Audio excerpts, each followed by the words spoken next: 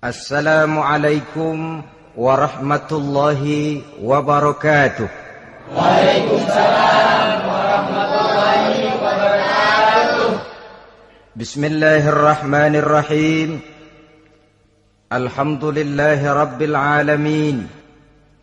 Wassalatu wassalamu ala ashrafil anbiya'i wal mursalin, Sayyidina wa maulana Muhammadin wa ala alihi wa ashabihil mujahidin at-tahirin, amma ba'du. Saudara-saudara kaum muslimin rahimakumullah.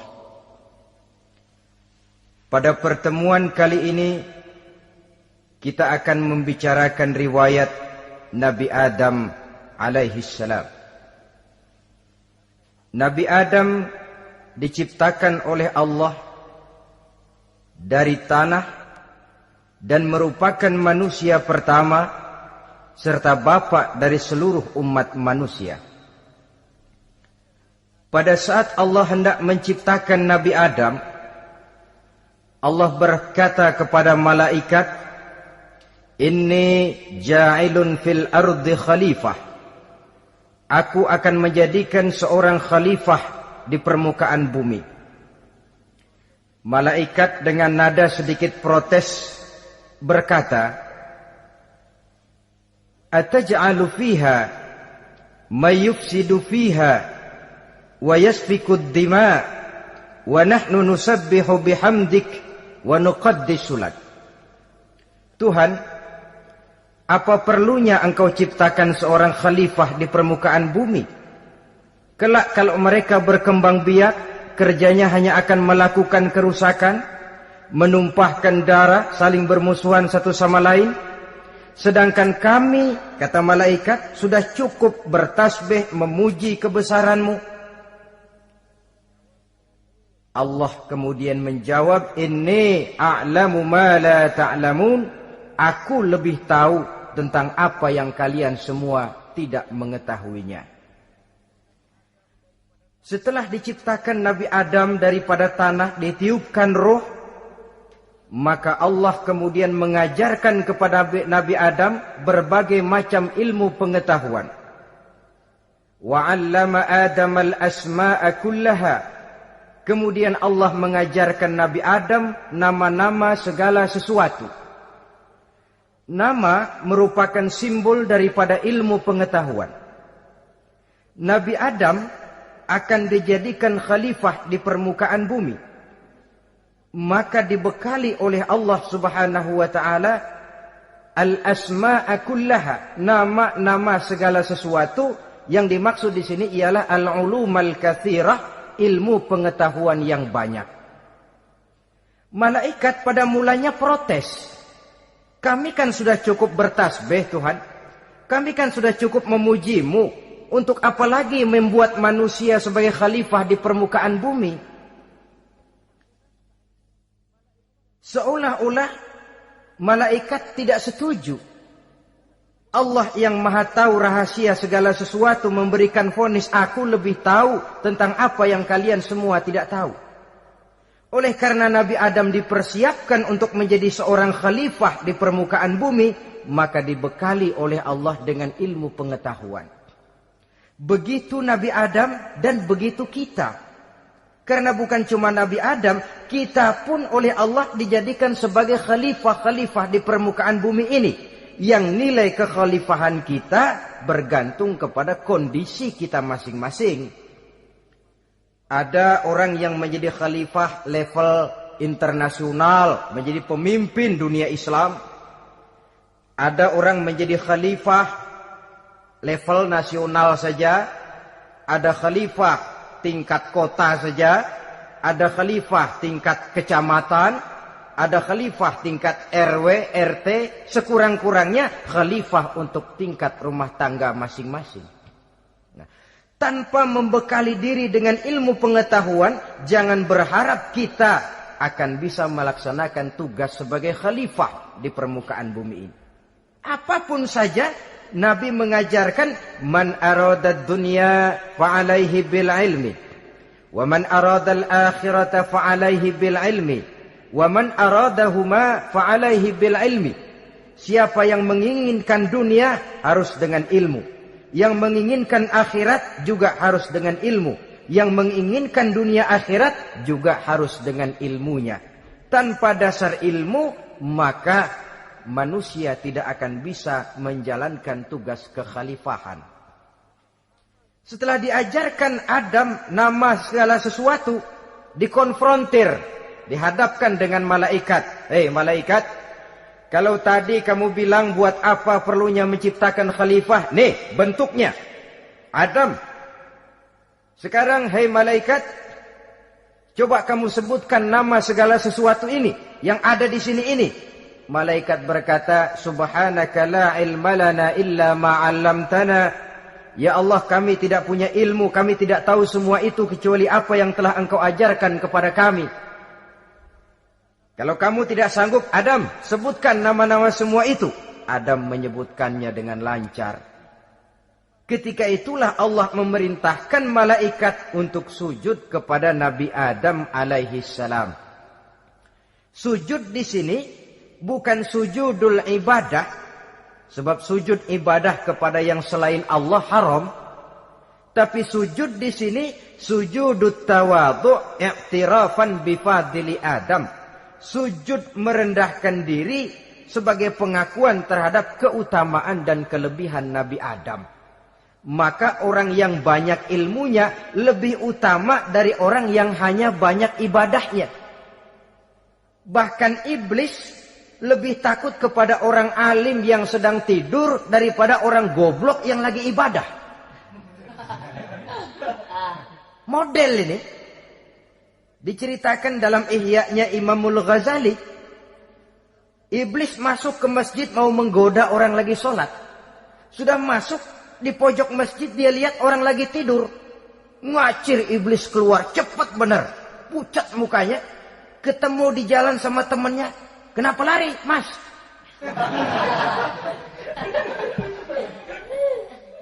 Kata temannya, saya mau goda orang sholat. Lalu tiba-tiba di pojok masjid saya lihat ada orang lagi tidur. Saya takut betul sama itu orang. Lari saya keluar. Loh, sama yang sembahyang sampean nggak takut, kok sama yang tidur takut bagaimana? Yang tidur itu orang alim. Yang lagi sembahyang itu orang goblok. Oh, godain orang goblok, saya colek juga dia lupa sembahyang. Tapi orang alim ini saya takut betul. Lah kalau diukur dengan malaikat waktu itu Nabi Adam, ibadahnya lebih banyak malaikat, jelas. Sudah bertasbih, sudah bertahmid malaikat. Nabi Adam baru diciptakan. Tapi kenapa Allah perintah malaikat sujud kepada Adam? I'tirafan bifadli Adam. Keutamaan Nabi Adam. Pantas untuk diserahi tugas sebagai khalifah mengatur kehidupan di muka bumi. Kalau malaikat yang jadi khalifah di dunia ini, nggak rame dunia. Coba, malaikat, material, harta nggak perlu. Seksual nggak perlu. Dunia ini hambar. Justru dunia ini menjadi ramai setelah manusia diberikan fungsi sebagai malaikat, sebagai khalifah oleh Allah Subhanahu wa taala. Saudara-saudara kaum muslimin rahimakumullah, setelah nyata kelebihan Nabi Adam, maka Allah perintahkan Nabi Adam tinggal di surga dengan segala kenikmatan yang ada di dalamnya. Tapi lantaran sendirian, kesepian Nabi Adam ini.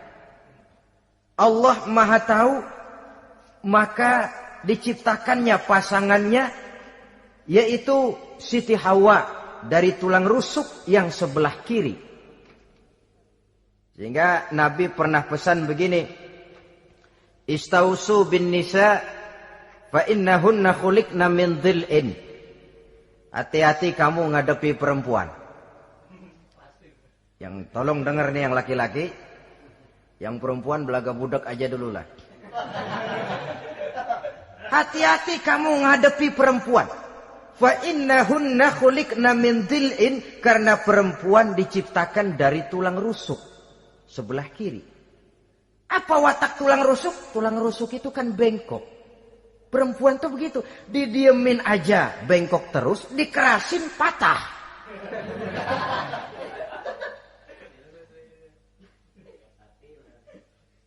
Saudara-saudara, di sini kita ambil satu hikmah bahwa ternyata yang bikin hidup terasa enak karena di sekitar kita banyak orang lain.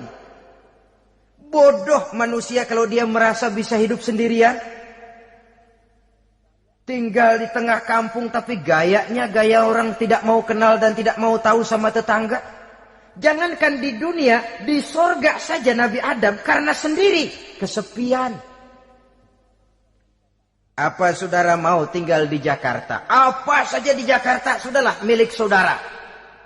Hotel Indonesia dikasih saudara, Hotel Borobudur punya saudara, Monas buntel bawa pulang. Semanggi ambil, tapi di Jakarta saudara tinggal sendirian. Kira-kira enak nggak? Ternyata yang bikin hidup terasa nikmat karena di sekitar kita banyak orang lain. Begitulah Allah ciptakan Siti Hawa. Setelah diciptakan Siti Hawa, natur manusiawi. Nabi Adam mau main pegang aja. Kata Allah, hai Adam, jangan kau sentuh sebelum kau bayar maharnya. Maharnya apa ya Allah? Maharnya antusalliya ala Muhammadin sallallahu alaihi wasallam. Maharnya kau bersolawat kepada Nabi Muhammad. Manusianya belum lagi diciptakan tapi namanya sudah ada. Nurnya sudah ada. Bahkan dijadikan mas kawin antara Adam dengan Hawa. Karena itu dalam Islam sebenarnya urusan kawin itu bukan yang sulit. Maka jangan dipersulit. Tapi juga jangan digampang-gampangin.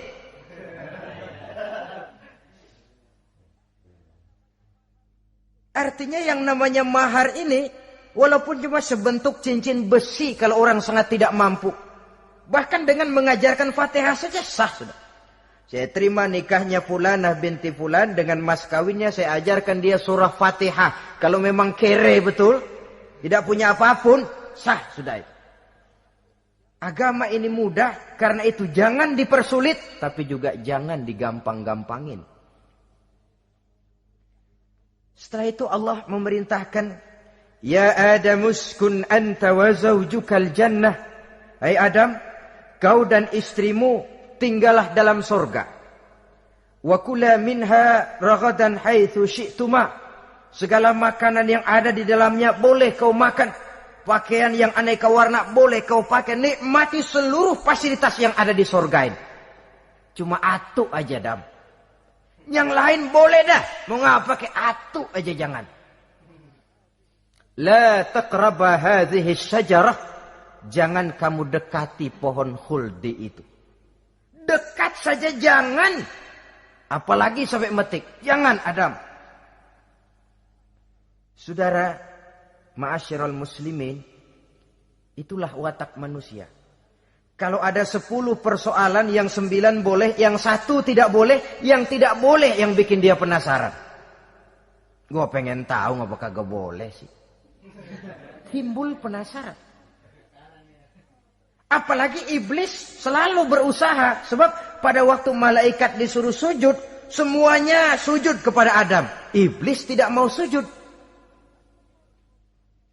Tuhan tegur, iblis, kenapa kamu tidak mau sujud? Mana mungkin Tuhan. Saya akan dibikin dari api, kata iblis. Adam dari tanah. Unsur api lebih mulia dari unsur tanah. Masa saya harus tunduk kepada Nabi Adam? Gengsi dong. Adam kan anak kemarin sore, baru dibikin. Masa saya harus tunduk kepada orang yang macam itu? Ini kan perintah aku iblis. Kalau kau tidak mau tunduk, keluar dari sorga ini. Terusir iblis dari sorga karena kesombongannya tidak mau sujud kepada Adam. Nah, logika, kalau udah di sorga aja sombong diusir, apalagi yang masih tinggal di pinggir kali sombong.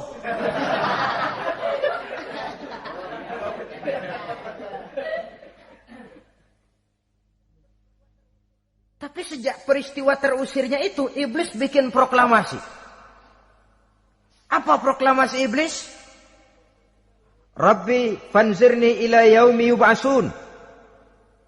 Ya Allah, gara-gara Adam saya diusir dari surga. Saya minta kepadamu ya Allah, beri saya kesempatan sampai hari manusia dibangkitkan. Kata Tuhan, innaka minal munzarin. Oke, silakan. Mau apa iblis? Rabbi bima aghwaytani la uzayyinanna lahum fil ardi wa la ughwiyannahum ajma'in. Ya Tuhan, disebabkan engkau telah menyesatkan aku, akan aku hiasi mereka manusia dengan kejahatan yang ada di muka bumi ini, dan aku akan sesatkan mereka semua. Ini proklamasi iblis. Gara-gara Adam saya terusir dari surga, maka sejak saat ini Adam dan seluruh keturunannya musuh bebuyutan saya. Akan saya lakukan segala macam cara untuk menggelincirkan manusia agar mereka menjadi orang yang engkau murkai ya Allah. Kemudian Allah memberikan jawaban. Dialog ini saudara bisa lihat dalam surah Al-Hijr ayat 40, 41 sampai 44. Kata Allah apa? Inna ibadi laisa laka alaihim sultanun illa man ittaba'aka minal ghawin. Silahkan iblis. Yang lain barangkali bisa kau goda. Kecuali hamba-hambaku yang benar-benar hambaku, engkau tidak akan punya daya mempertipu mereka. Engkau tidak akan punya kemampuan menggelincirkan mereka. Kecuali kalau memang mereka sudah mau ikut pengaruhmu. Sepanjang mereka benar-benar menjadi hambaku, kata Allah. Hamba Allah yang sebenarnya, mereka di luar kekuasaanmu iblis. Tapi kalau mereka sudah turun menjadi hamba harta, hamba dunia, hamba pangkat, budak jabatan, mereka itu yang bisa kau gelincirkan. Selama mereka masih tetap sebagai hambaku, kata Allah, mereka di luar jangkauan kekuatan dan kekuasaanmu iblis.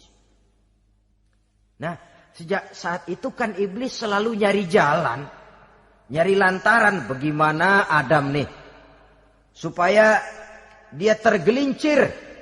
Gara-gara dia saya diusir dari surga. Nguping terus iblis.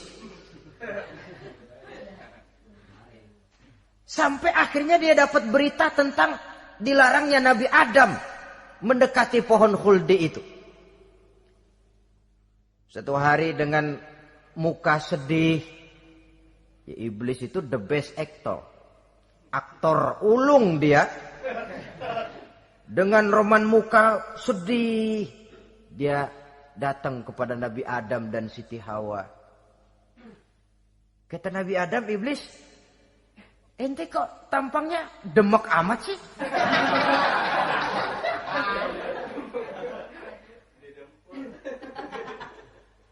Kenapa begitu sedih? Adam, saya sebenarnya tidak ada yang bikin saya sedih. Cuma saya dapat berita bahwa engkau tidak akan selamanya di dalam surga ini. Wah Adam, kalau engkau bisa tetap tinggal di surga bersama istrimu, alangkah bahagianya saya, kata iblis. Tapi saya dapat kabar, ente nggak bakalan lama-lama di surga. Buktinya ente dilarang makan buah khuldi. Khuldun artinya kekal. Kalau kau makan buah itu, kau akan kekal di surga Adam. Tuhan nggak pengen, makanya dilarang. Wa qasamahuma inni lakuma laminan nasihin. Untuk memperkuat omongannya, sumpah si iblis. Bener Dam, saya sih ngomong cuma buat kepentingan ente. Saya sayang sama ente. Oh, yang tahu cuma saya dah. Bicaranya seolah-olah untuk kepentingan Nabi Adam. Sebenarnya tujuannya tidak lebih menjerumuskan Nabi Adam. Begitu iblis zaman dulu, zaman Adam. Dan begitu iblis zaman sekarang. Seolah-olah bicaranya untuk kepentingan umat Islam. Tapi sebenarnya tujuannya ngelecehin. Memperdayakan umat Islam. Dia bilang kepada Adam, saya sih cuma ngasih saran Adam, kalau ente pengen selamanya di surga, petik aja tuh buah. Pokoknya beres dah. Itu si Tuhan ngelarang, ja bohongin doang lo. Supaya kau dan istrimu tidak lama-lama di surga, maka dilarangnya kau memakan buah khuldi itu. Udah, embat aja. Saudara-saudara, tipu daya iblis ini bisa kita baca dalam surah Al-A'raf ayat 20 sampai ayat 22. Nabi Adam tergoda, ditambah oleh bujuk rayu Siti Hawa. Nabi Adam yang setengah hati itu akhirnya terpancing betul. Sebab itu perempuan, walaupun peranannya tidak begitu kelihatan, tapi memang sangat menentukan. Tidak ada seorang suami bisa sukses jadi apapun dia tanpa peran serta istrinya. Karena itu sebagai muslim, kita punya teman hidup dan kita punya lawan hidup. Siapa teman hidup kita? Dalam arti sempit, teman hidup kita istri. Kalau dia istri tentu suami yang taat kepada Allah dan Rasulnya. Dalam arti luas, teman hidup kita ialah setiap muslim. Setiap orang yang pandangan hidupnya sama dengan kita. Itu teman hidup. Lalu lawan hidup kita siapa? Lawan hidup kita secara mutlak iblis dalam segala bentuknya. Iblis yang berbentuk halus, ini ngusirnya ada lebih gampang. Konon ya, iblis setan itu kalau dengar orang azan kan lari. Takut dia. Dibacakan bismillah, minggir. Yang sulit diusir ini iblis yang berbentuk manusia. Diazanin nyengir.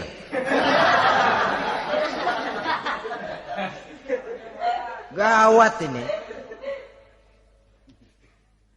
Saudara-saudara, ini musuh dalam artian mutlak. Sedangkan musuh dalam artian ideologis, setiap orang yang pandangan hidupnya tidak sama dengan kita. Bahasa langsungnya, setiap orang di luar Islam secara ideologis, ya. Adapun secara manusiawi, kita tetap toleransi, saling menghormati, setuju dalam perbedaan pendapat, kembali kepada prinsip lakum dinukum. Kewajiban saling menghormati sesama manusia, tapi secara ideologis tidak ada kompromi. Begitulah Nabi Adam tergoda. Dan begitulah iblis selalu menggoda keturunan-keturunan Nabi Adam. Sampai kepada kita sekarang ini. Tiap kali kita hendak melakukan berbagai kebaikan, iblis ini mulai bisik kasa, kusuk, kesek. Saudara tadi dari rumah mau berangkat niat dengerin ceramah macam ini. Apa dikira iblis enggak? Wah, gatal iblis. Kata iblis, alah jangan bertingkah lah dengerin ceramah. Ceramah mah urusan 70 ke atas. Ente masih muda. Berjuang kita. Jihad, bismillah. Tidak, saya mau dengar ceramah. Berangkat kita ke tempat ini. Sampai di sini apa dikira iblis diam? Enggak. Dia bisikin lagi. Iya, lo hadir ke sono dah. Cuma nyampe sono lo ngomong aja ngomong dah. Ustadz mah jangan didengerin, ngomong aja udah. Perang lagi jihad, saya nggak mau ngomong, mau dengerin betul-betul. Kata iblis, iya lo dengerin dah, jangan ngomong, cuman pules.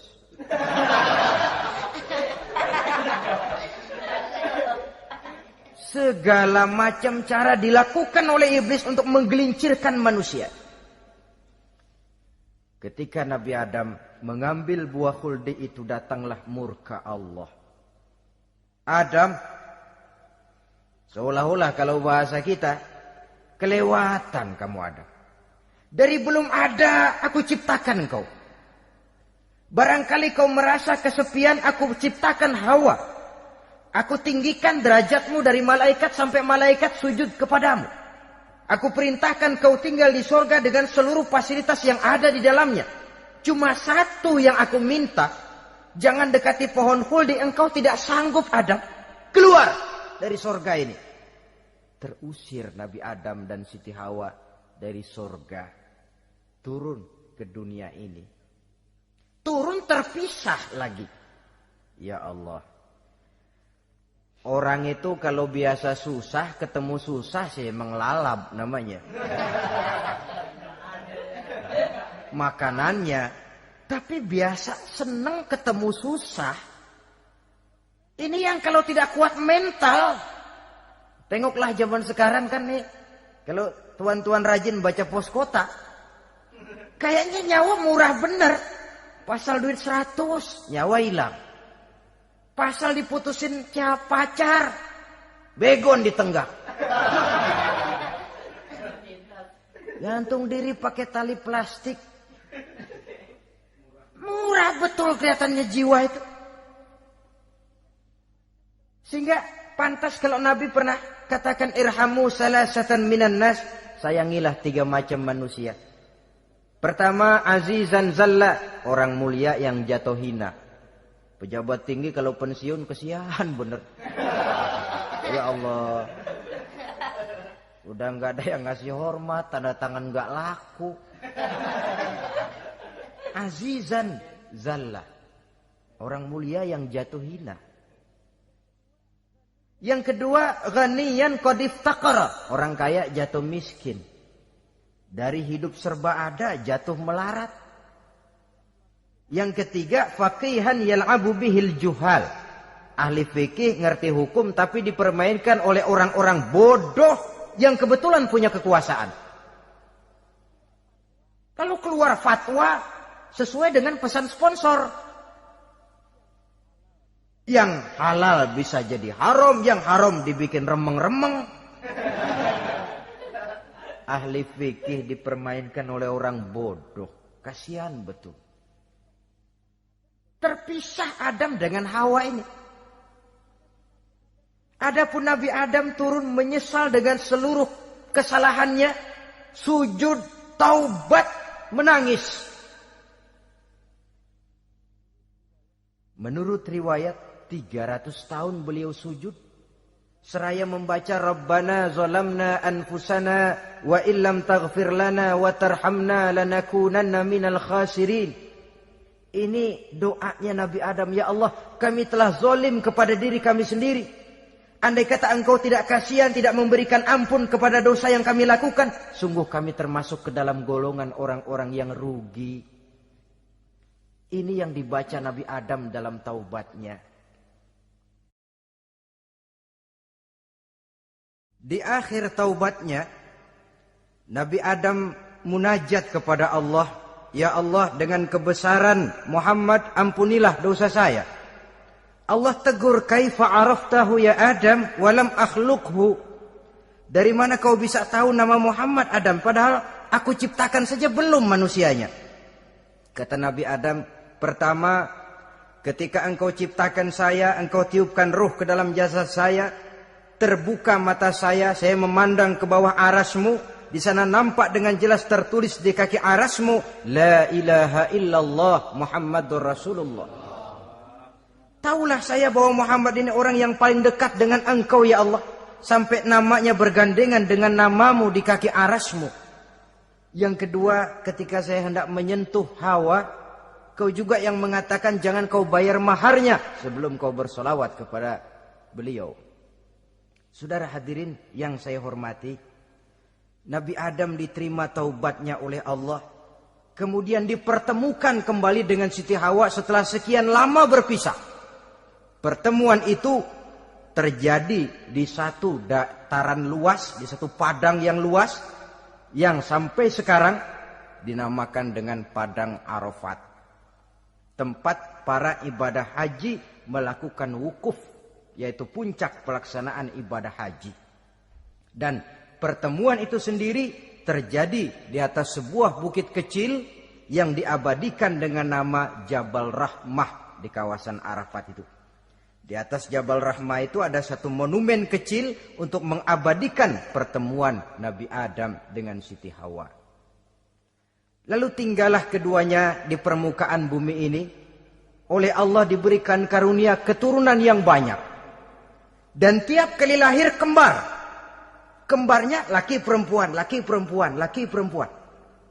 Dari sinilah berkembang biak manusia. Di mana di zaman Nabi Adam perkawinannya silang. Karena tentu tidak ada manusia lain. Perkawinan silang itu artinya kalau si A dan B, A ini laki, B perempuan, kemudian lahir kembar kedua antara C dengan D, maka begitulah yang A dikawinkan dengan D, yang C dikawinkan dengan B. Perkawinan silang. Tidak boleh perkawinan yang kembar sama waktu dilahirkan. Nah, di antara putra-putra Nabi Adam yang kemudian juga membuat sejarah, yaitu Habil dan Qabil. Habil, saudara kembarnya namanya Labuda, perempuan. Qabil, saudara perempuannya Iklimah. Menurut hukum perkawinan waktu itu harus silang. Habil harus kawin dengan Iklimah dan Qabil harus kawin dengan Labuda. Tapi Qabil protes. Dia kepengen kawin dengan saudara kembarnya sendiri. Dalam arti yang sama-sama dilahirkan dengan dia, yaitu Iklimah. Kenapa? Karena kebetulan rupa Iklimah ini lebih cantik daripada Labuda. Protes kepada ayahandanya Nabi Adam. Abah, saya tidak terima, saya harus kawin dengan Iklimah. Tidak Qabil, kamu harus kawin dengan Labuda. Enggak mau. Kenapa dengan Labuda? Kurang kece.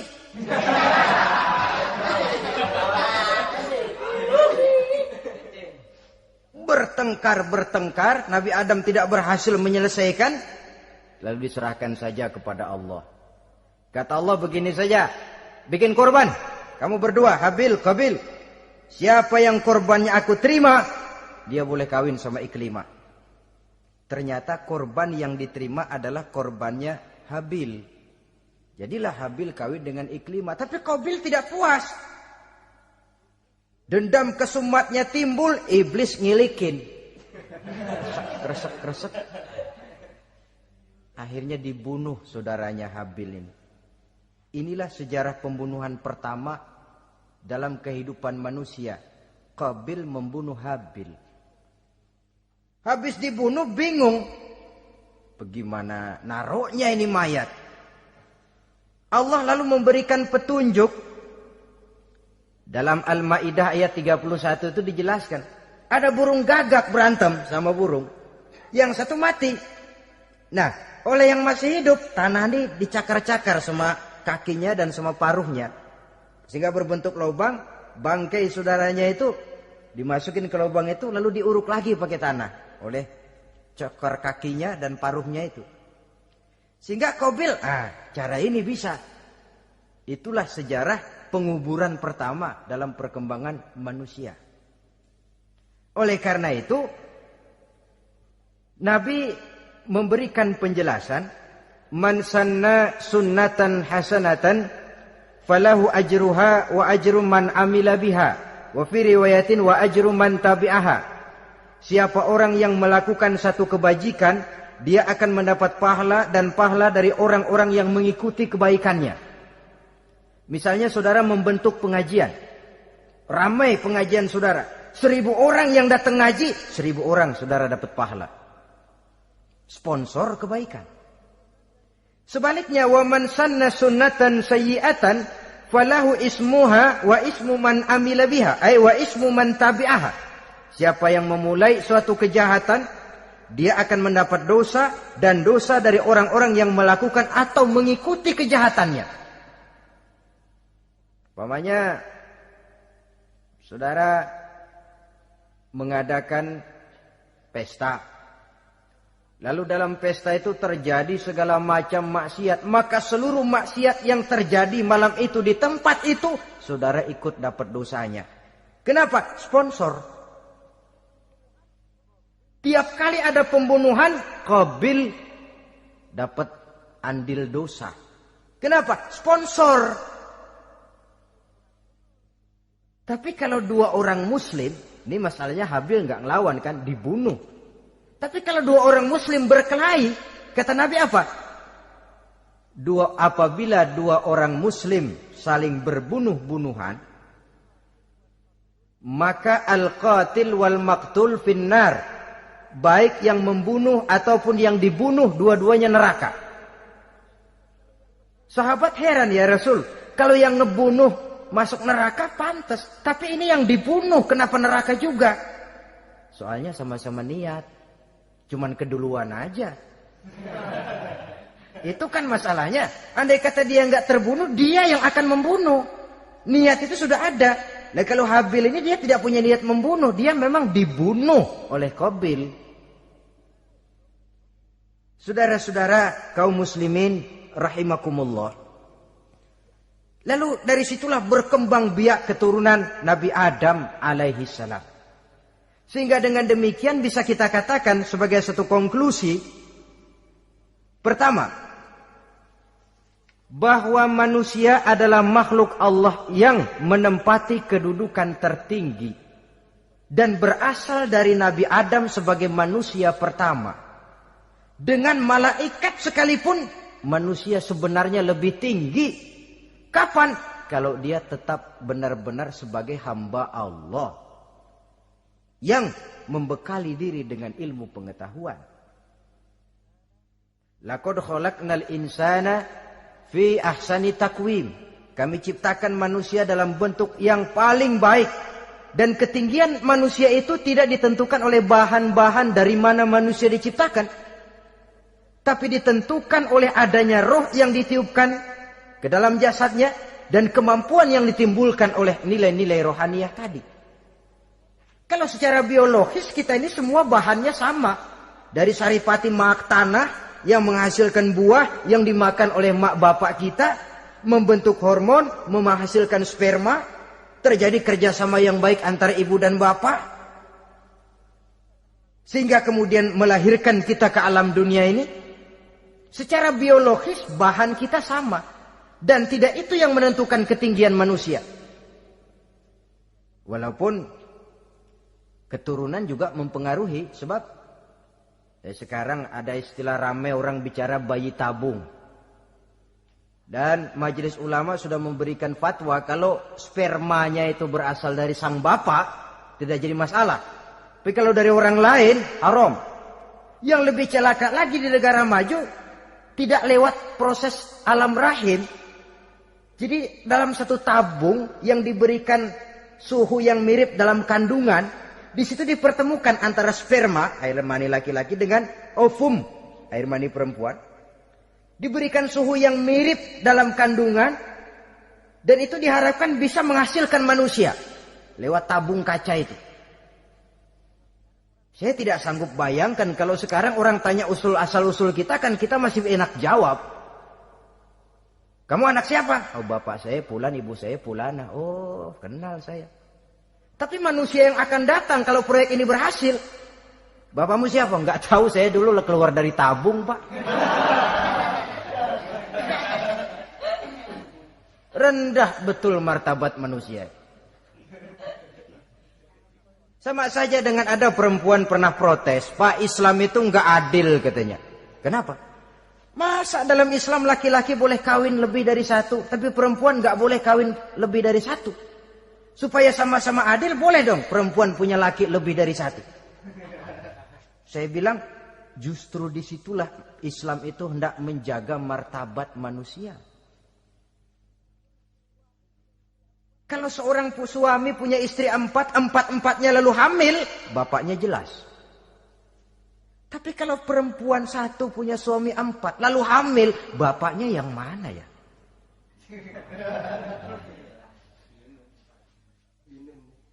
Rendah martabat manusia. Ketika si bayi lahir, ibunya lihat, ini jidatnya kayak si A ini. Sudah, ini anakmu saja nih, jidatnya jidat kamu. Kata, antar dulu jidat saya, tapi kuping B nih nggak mau saya. Terkatung-katung si anak tanpa tahu kemana dia mesti manggil bapak. Ibu daftarin anak ke sekolah, Pak Guru tanya lagi, ini bin siapa, Bu? Bingung lah, udah tulis Bu, bin rame-rame.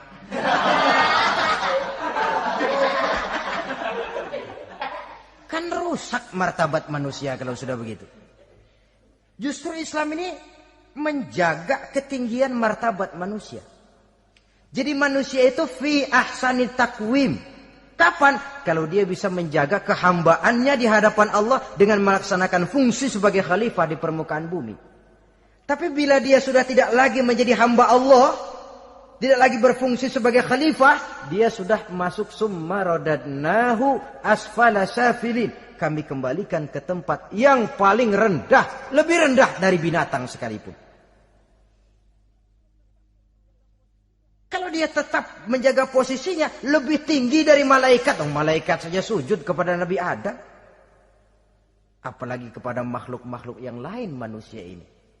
Tapi kalau dia tidak pandai, lebih rendah daripada binatang. Inilah uniknya makhluk bernama manusia. Dengan posisinya dia bisa menjadi lebih tinggi dari malaikat. Tapi juga dia bisa meluncur lebih rendah daripada binatang. Untuk menjaga itulah diperlukan agama dalam kehidupan kita sekarang ini. Bukan cuma sebagai lipstick, tapi sebagai pedoman, sebagai way of life. Yang akan mewarnai cara kita berpikir, state of mind, rule of thinking. Cara kita memandang kehidupan ini. Diwarnai oleh nilai-nilai agama. Dengan demikian, maka manusia bukan keturunan kera. So, ada satu teori namanya teori evolusi yang disampaikan buat pertama kali oleh Charles Darwin. Dia mengemukakan teori bahwa perkembangan kehidupan sesungguhnya di dunia ini menunjukkan mata rantai yang utama melalui apa yang dia namakan seleksi alamiah. Mula-mula dari ikan, melalui seleksi ke amfibi. Dari amfibi ke reptil, dari reptil ke mamalia. Dari mamalia ke mamalia kecil. Dari mamalia kecil ke primat. Dari primat ke monyet. Dari monyet menjadi Homo erectus. Ini teori Darwin. Tapi dia tidak jelas-jelas mengatakan bahwa manusia keturunan monyet. Hanya seketurunan. Seketurunan kan tidak berarti keturunan. Begini saja. Toyota Kijang sama Toyota Corolla itu seketurunan. Tapi Corolla dengan Kijang kan lain. Cuma seketurunan. Dalam arti sumbernya sama. Makhluk yang tidak tahan seleksi alam oleh udara yang sangat dingin, perkembangan cuaca yang sangat panas, gempa bumi dan sebagainya, seleksi alam dia namakan, hilang, musnah dari peredaran. Seperti ada binatang raksasa itu dinosaurus, sekarang kan cuma tinggal dongeng saja, tinggal nama atau kerangka. Itu oleh seleksi alam dia nggak lulus, hilang. Yang bertahan, yang lulus seleksi alam. Manusia walaupun kecil yang lulus seleksi alam ini. Biar dihantam gempa bumi, angin topan, tetap aja ngejedok. Nah, teori Darwin ini, teori evolusi ini didukung dan dibuktikan oleh peninggalan fosil atau binatang dan tumbuhan yang hidup dan mati selama perkembangannya. Dari bentuk organik pertama hingga pendahulu terdekat daripada manusia. Tapi ada satu kelemahan dari pokok daripada teori evolusi ini. Pertama, garis perkembangan dari Homo erectus, yakni manusia jalan tegak, semacam gorilawi itu, sampai kepada manusia mutaakhir masih belum menentu. Artinya, okelah, kalau manusia seketurunan dengan kera, batas antara manusia yang wujud sekarang dengan manusia purba itu apa? Yang menjadi penghubung. Monyet tidak mungkin. Ini dianggap mata rantai yang hilang. Missing link namanya dalam istilah ilmiahnya. Dan ini masih dicari sampai sekarang. Kalau pendahulu terdekat manusia mutaakhir ini manusia purba. Katakan Homo erectus, manusia jalan tegak. Lalu generasi sudah itu sebelum berbentuk manusia apa? Ternyata sampai sekarang masih ada missing link. Mata rantai yang hilang. Lalu yang kedua, teori evolusi berhenti kepada manusia mutaakhir. Kalau memang kita manusia sekarang ini hasil evolusi, tentu kita akan terus berevolusi lagi. Dan akan jadi apa kita nanti? Ternyata sudah ribuan tahun manusia tetap manusia begini-begini aja. Tidak berevolusi kita ini. Apa lalu matanya jadi cuma satu di tengah? Hasil evolusi? Kan tidak. Tidak berevolusi. Jadi kembali kepada Quran, manusia pertama adalah Nabi Adam. Dan manusia-manusia berikutnya keturunan daripada Nabi Adam. Dan bukan hasil evolusi daripada monyet. Juga tidak akan berevolusi kemana-mana. Kalau demikian benarkah teori evolusi? Untuk mengatakan mutlak benar bukan wewenang kita. Untuk mengatakan salah total juga kebenaran ilmu adalah relatif sebagai relatifnya daya pikir manusia. Di samping dia harus membuktikan kebenarannya, maka kebenaran ilmiah adalah kebenaran yang relatif dan temporer. Contoh kecil saja. Dulu orang berteori bahwa bagian yang terkecil dari suatu benda namanya molekul, kan begitu? Molekul ini nggak bisa dibagi-bagi. Bagian yang paling kecil dari suatu benda namanya molekul. Ilmu terus berkembang. Ternyata molekul sebenarnya terdiri daripada atom. Atom itulah bagian terkecil dari suatu benda yang nggak bisa dibagi-bagi lagi. Nah, berubah sudah teori pertama. Tidak jadi molekul sekarang, atom. Belakangan rupanya atom masih tersusun dari partikel-partikel. Partikel inilah bagian yang terkecil dari satu benda. Berubah lagi sudah. Dan tidak mustahil akan ada penemuan bahwa partikel pun masih bisa dibagi-bagi lagi. Begitu juga dengan teori evolusi ini. Sehingga beberapa ahli semacam Dr. Charles Oxnard, Dr. Jane Paul Hallett dari Chicago dan California, mereka sudah membantah teori evolusi ini. Namun masalah paling pokok dari kita ialah kita diciptakan oleh Allah berasal dari Nabi Adam alaihi salam. Nabi Adam diciptakan dari tanah. Dan kita bukan hasil dari evolusi, juga tidak akan berevolusi. Nah, lalu kepada makhluk bernama manusia diberikan fungsi sebagai khalifah di permukaan bumi ini. Ini yang dulunya malaikat protes. Sebagai khalifah, tugas kita apa? Khalifah Allah di muka bumi. Menerjemahkan sifat Allah sesuai dengan batas-batas kemanusiaan kita. Allah Maha Pengasih. Berusahalah kita pengasih kepada makhluk sesuai dengan batasan manusiawi kita. Allah Maha Menolong. Ringan tanganlah kita menolong orang yang memerlukan sesuai dengan batas kemampuan kita. Fungsi khalifah. Untuk bisa berfungsi sebagai khalifah secara baik, kita harus mempunyai modal yang dinamakan ilmu pengetahuan. Dan Islam sangat menggalakkan itu. Jauh dulu 14 abad yang lalu, dari desa kecil yang bernama Mekah yang peta belum muat, orang di dunia belum kenal, sudah keluar seruan utlubil ilma walau bisin, tuntutlah ilmu walaupun di negeri Cina. Ngomong Cina di Mekah, padahal Mekah waktu itu belum masuk peta, belum dikenal orang. Sudah ada revolusi ilmu dan budaya. Belajar walaupun harus nyebrang ke negeri Cina. Lalu ada lagi misalnya allimu auladakumus sibahata warrimayah, kata Nabi. Ajarkan anakmu renang dan lempar. Lempar lembing, lempar cakram. Olahraga. Satu tanda Islam agama masa depan. 14 abad yang lalu di Saudi Arabia, Nabi mengajarkan ajari anakmu berenang. Kalau Islam agama untuk orang Arab saja, mau berenang di pasir. Tapi wawasan pandangannya luas. Bahwa Arab sebagian besar memang Islam, betul. Tapi Islam bukannya Arab, itu juga jelas.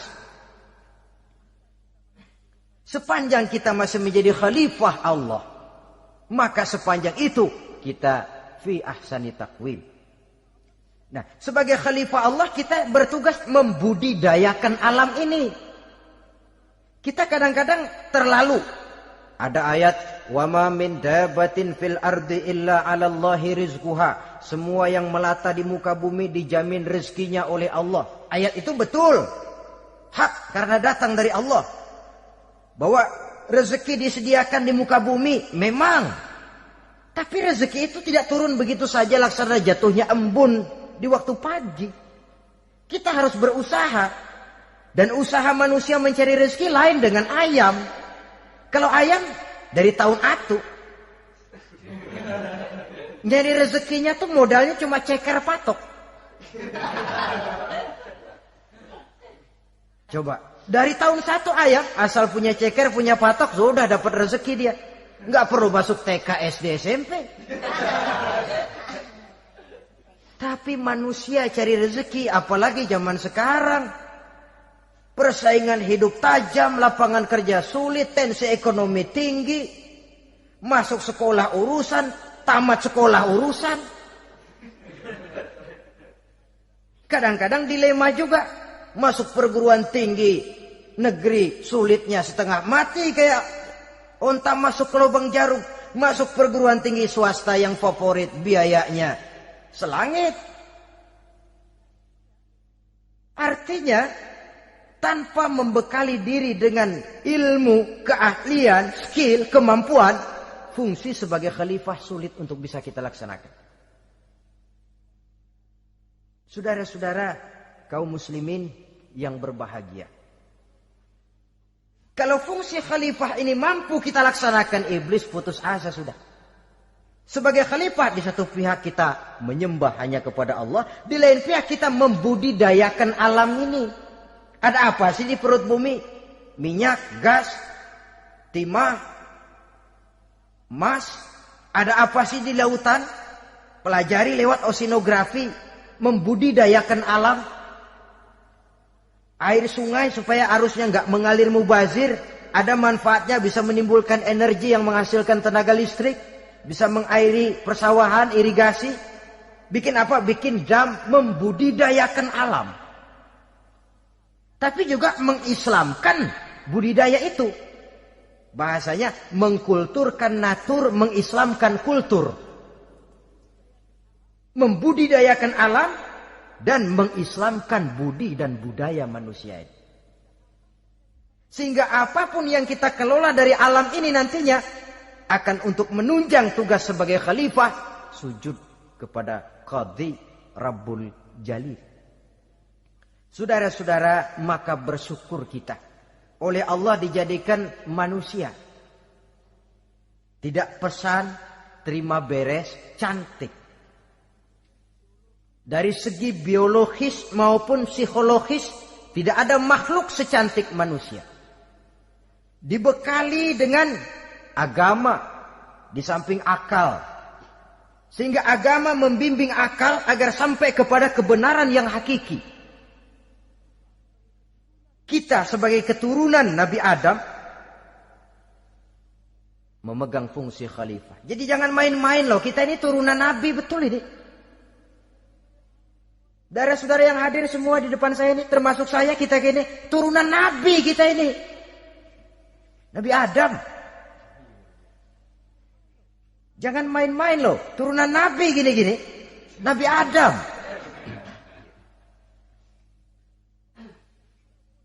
Sayang kalau posisi yang tinggi kita tidak melaksanakan fungsi yang tinggi. Sayang betul. Sebab itu manusia harus adil kepada dirinya dalam arti menjaga diri dari sesuatu yang bisa menghancurkan ketinggiannya dalam pandangan Allah. Jadi kalau kita sudah lemparkan diri ke meja judi, hanyutkan diri ke tempat mabuk, hancurkan diri di tempat maksiat, itu sudah tidak adil kepada diri sendiri. Tidak bisa menjaga ketinggian yang diberikan Allah kepada kita. Dikasih baju bersih, dicemplungin di comberan, diinjek-injek lagi. Kita ini diciptakan fi ahsani taqwim. Masa mau turun berbuat seperti binatang, itu makhluk rendah? Masa mau mengikuti tipu dayanya iblis, yang dia sudah proklamasikan bahwa itu musuh bebuyutan kita? Innahu lakum aduwwum mubin. Setan musuhmu yang jelas dalam segala bentuknya. Saudara-saudara, nah, untuk berfungsi sebagai khalifah ini sekali lagi, bekali diri dengan ilmu pengetahuan. Dan ilmu itu di zaman kita sekarang tentu kalau Nabi Adam diajari langsung oleh Allah, wa 'allama Adam al-asma'a kullaha. Lah kalau kita mau nunggu Tuhan ngajarin, geblek terus. Ya tidak mustahil Allah memberikan ilmu yang disebut ilmu laduni ya. Transfer. Langsung Allah memberikan kepada seorang hamba, membukakan pintu hatinya. Tapi bukan potongan kayak kita yang dapat ilmu laduni macam begitu. Satu contoh. Menurut ceritanya, Hadratus Syekh Kiai Hasyim Asy'ari itu kan ngaji beliau kepada Kiai Khalil Bangkalan, Madura. Kiai Khalil ini wali. 2 tahun. Berguru di sana enggak diajarin apa-apa. Cuma kalau pagi nyari rumput. Tiap hari 2 tahun akhirnya Hadratus saya bilang, Kiai saya kapan diajari? Sudah Hasyim kau pulang saja, insya Allah kau alim. Itu aja pulang jadi orang alim. Ya di samping terus beliau belajar ke Mekah. Kita harus melalui proses belajar. Ini untuk menunjang tugas kekhalifahan kita. Sebagai hamba Allah dan sebagai khalifah Allah di permukaan bumi. Sehingga 2 tugas ini bisa kita laksanakan dengan sebaik-baiknya. Menjaga martabat manusia sebagai makhluk yang mulia dan keturunan dari Nabi Adam alaihissalam. Saudara-saudara, ini sajalah pembicaraan kita kali ini. Terima kasih banyak atas segala perhatian. Mohon maaf atas segala kekurangan. Usikum wa nafsi bitaqwallah. Aqulu qauli hadza. Wassalamu alaikum warahmatullahi wabarakatuh.